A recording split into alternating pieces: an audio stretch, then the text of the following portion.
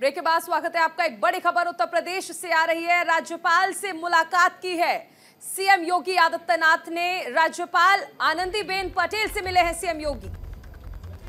तो उत्तर प्रदेश में अगले 3 दिन में मंत्रिमंडल विस्तार की संभावनाएं पुरजोर तरीके से विस्तार पकड़ती हुई। आरएलडी के 2 विधायक बन सकते हैं मंत्री, तो वहीं सुभाषपा यानी कि ओम प्रकाश राजभर की पार्टी से ओम प्रकाश राजभर ही मंत्री बन सकते हैं। सूत्रों के हवाले से खबर सामने आ रही है, केंद्रीय नेतृत्व से हरी झंडी मिल गई है।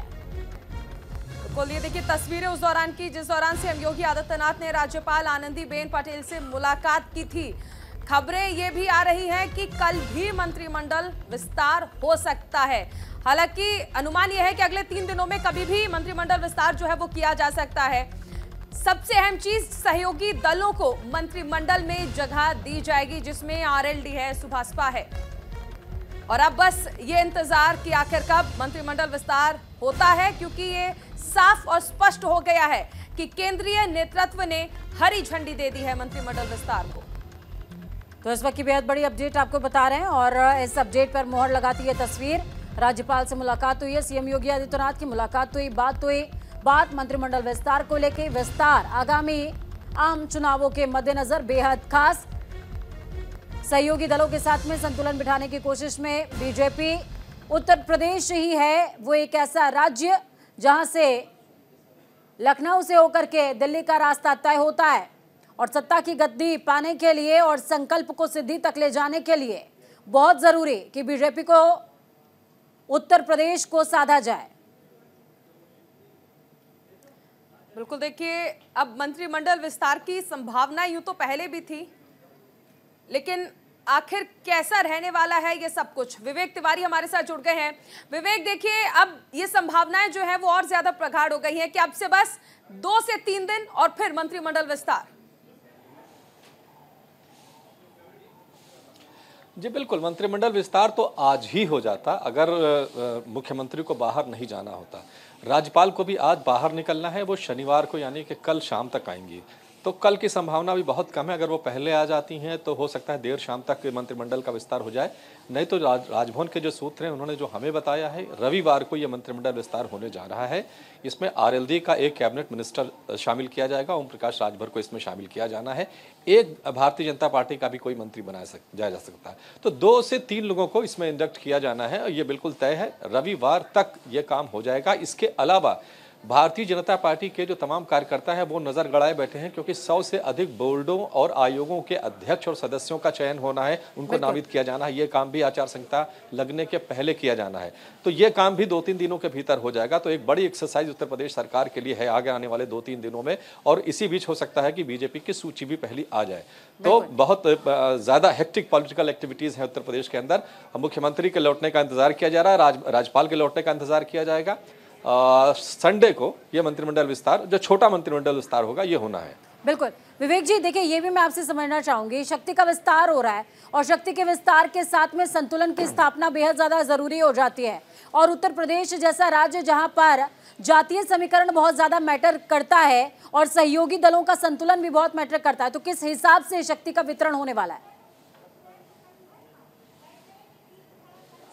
देखिए, आरएलडी को पहले से कमिटमेंट कर दिया गया था कि वो उनको एक सीट मिलेगी, और चूंकि अब 2 सीटें उनको दी जा रही हैं जो लोकसभा का चुनाव आ रहा है, और कमिटमेंट ये था कि एक उनको कैबिनेट का दर्जा भी दिया जाएगा उनके एक विधायक को। तो एक तो आरएलडी को इंडक्ट किया जाना है। ओम प्रकाश राजभर को बहुत लंबे समय से लटकाया गया है, वो करीब 6 महीने से लगातार कोशिश कर रहे हैं कि मंत्रिमंडल विस्तार हो जाए। अब शायद उनका भी समय आ गया है और 1-2 दिनों के भीतर ही ये मंत्रिमंडल विस्तार होगा। तो आरएलडी और ओम प्रकाश राजभर 2 लोगों का तो पक्का है कि उनको मंत्रिमंडल में जगह मिल जाएगी। और एक और कोई हो सकता है जो भारतीय जनता पार्टी का प्रत्याशी हो, या एमएलसी हो सकता है, या विधायक हो सकता है। तो 3 लोगों का माना जा रहा है कि 3 लोगों को इसमें शामिल किया जाएगा। लेकिन हाँ, नजर सबसे ज्यादा है वो सहयोगी दलों पे है, जो कमिटमेंट किए गए थे आरएलडी और सुभाषपा से, वो पूरे किए जा रहे हैं। क्योंकि अब सबको लोकसभा चुनाव में उतरना है और इसके लिए उनके पास अपनी जनता को बताने के लिए कुछ होना चाहिए कि हम एनडीए में शामिल हुए तो एनडीए ने हमको ये दिया। तो अब इसको टाला नहीं जा सकता है, संडे तक ये जरूर हो जाएगा। विवेक जी, किन समीकरणों को बैठाने की कोशिशें इस वक्त मान ली जाए? क्या सहयोगी दल के साथ साथ कोई ऐसे भी मंत्री हैं जिन्हें हटाया जा सकता है, या जिनकी परफॉर्मेंस के आधार पर, या फिर किसी और को ऐड किया जा सकता है? जिस तरह आपने जिक्र किया कि बीजेपी एक मंत्री ऐड करेगी। देखिए, हटाने की तो कोई संभावना फिलहाल नहीं है, क्योंकि अब बहुत नाजुक मोड़ पर आ गया है। इसमें रिशफल इस तरह से नहीं कर सकते हैं कि किसी को हटाया जाए, जोड़ा जा सकता है। मंत्रिमंडल में 12-13 लोगों की जगह बची हुई है, तो इसमें एक तो ओम प्रकाश राजभर और दारा सिंह चौहान, इन दोनों को एडजस्ट किया जाना। हो सकता है दारा सिंह चौहान को भी मौका मिल जाए, क्योंकि इनसे वादा किया गया था, हालांकि वो इलेक्शन हार गए थे। MLC उनको बनाया गया है, लेकिन अब देखते हैं उनको बनाते हैं या नहीं बनाते हैं। घोसी की जो सीट है, जहां पर ओम प्रकाश राजभर का प्रभाव, ये सीट भी उनको लोकसभा में मिलने जा रही है, ऐसी सूचना है। तो ओम प्रकाश राजभर को अपनी ऑडियंस को, अपनी जनता को बताने के लिए होना चाहिए, क्योंकि वो बहुत दिनों से लगातार इस बात को कहते रहे, कल हो रहा है, परसों हो रहा है, मंत्री बनने जा रहे हैं, वगैरह वगैरह। तो एक तो घोसी सीट इससे सुरक्षित हो जाएगी। दूसरे जो पश्चिमी उत्तर प्रदेश की सीटें हैं, जहां पर 2 सीटें RLD बीजेपी के साथ लड़ रही है, वहां से भी अगर एक कैबिनेट मंत्री होगा तो जरूर जयंत चौधरी को भी अपने जो समर्थक हैं उनको बताने के लिए ये जरूरी है कि उन्होंने ये बीजेपी ज्वाइन की, NDA ज्वाइन की, और उसके बदले में उनको कैबिनेट मिनिस्ट्री एक दी गई है उत्तर प्रदेश में। तो ये एक पश्चिमी उत्तर प्रदेश का समीकरण है और एक पूर्वी उत्तर प्रदेश का समीकरण है। तो इन दोनों को साधने की कोशिश इस मंत्रिमंडल विस्तार के जरिए की जाएगी। चलिए, बहुत शुक्रिया विवेक हमारे साथ जुड़ने के लिए, अहम जानकारी साझा करने के लिए।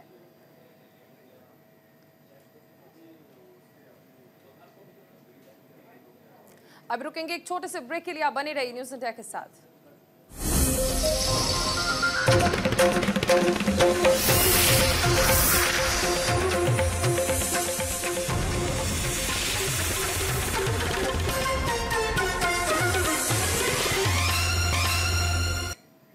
ब्रेक के बाद एक बार फिर से आप सभी का स्वागत है। बड़ी अपडेट आपको दे दें, सीएम ममता को केंद्रीय मंत्री गिरिराज सिंह की 2 टूक सामने आई है।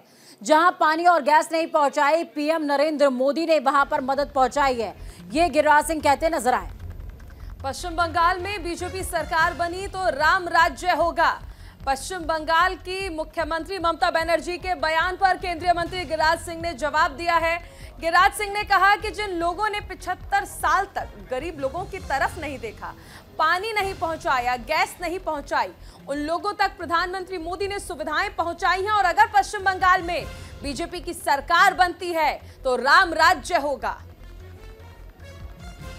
तो बीजेपी के फायर ब्रांड नेता गिरिराज सिंह गाहे बगाहे अपने बयान से सियासत के केंद्र में आ जाते हैं। और इस बीच जब संदेश खाली लगातार चर्चाओं में है, तो ममता बनर्जी पर निशाना साधा है गिरिराज सिंह ने और साफ तौर पर कहा कि अपने लोगों तक सुविधा नहीं पहुंचा पाए, और उन तमाम लोगों तक प्रधानमंत्री नरेंद्र मोदी ने ही मदद का हाथ आगे बढ़ाया और उनको मदद पहुंचाई है।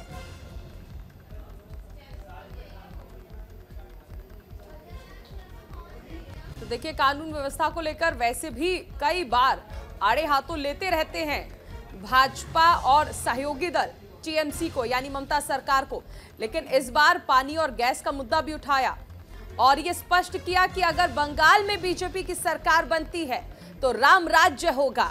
सीएम ममता को केंद्रीय मंत्री गिरिराज सिंह का जवाब।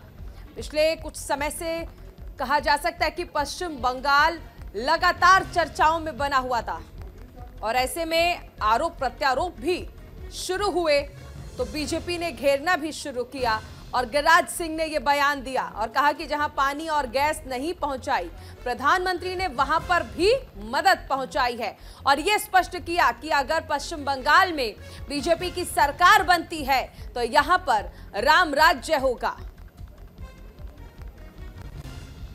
तो इस वक्त की बेहद बड़ी अपडेट आपको बता रहे हैं। गिरिराज सिंह ममता बनर्जी पर निशाना साधते हुए उन्होंने साफ तौर पर कहा, पश्चिम बंगाल में अगर बीजेपी की सरकार बनी तो उत्तर प्रदेश की तर्ज पर पश्चिम बंगाल में भी कोई MY फैक्टर नहीं बल्कि राम राज्य होगा।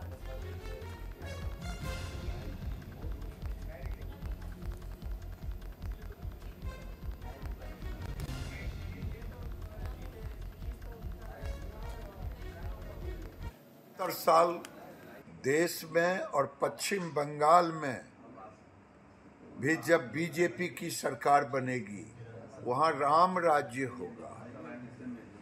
75 साल जिन लोगों ने गरीबों के तरफ देखा नहीं, पानी नहीं पहुंचाया, गैस नहीं पहुंचाया, सिलेंडर, उन शौचालय नहीं पहुंचाया, नरेंद्र मोदी ने पहुंचाया, ममता जी दीदी, और भारत सरकार के पैसे का बंदरबाट आपने किया। अगर पश्चिम बंगाल में बीजेपी की सरकार बनेगी, केंद्र में तो बनना तय है, और आप देख लेना रामराज ही होगा।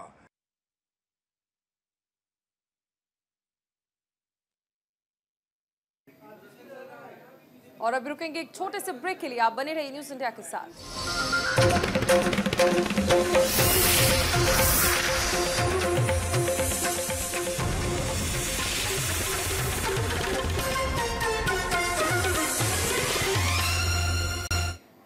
ब्रेक के बाद एक बार फिर से आप सभी का स्वागत है। बड़ी अपडेट आपको दिल्ली से देंगे। दिल्ली विधानसभा का बजट सत्र जारी है। सदन में आर्थिक सर्वेक्षण पेश हुआ है। वित्त मंत्री आतिशी ने आर्थिक सर्वेक्षण की रिपोर्ट पेश करी है।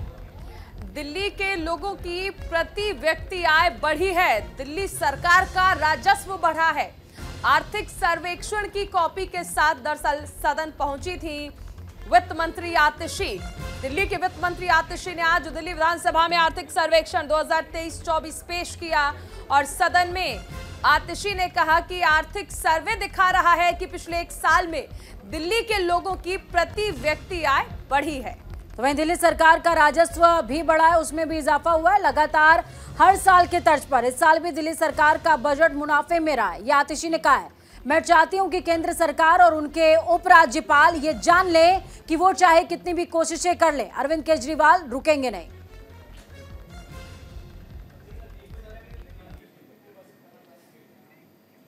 और इसी के साथ इस बुलेटिन में फिलहाल इतना ही। आप बने रहिए न्यूज़ इंडिया के साथ। नमस्कार।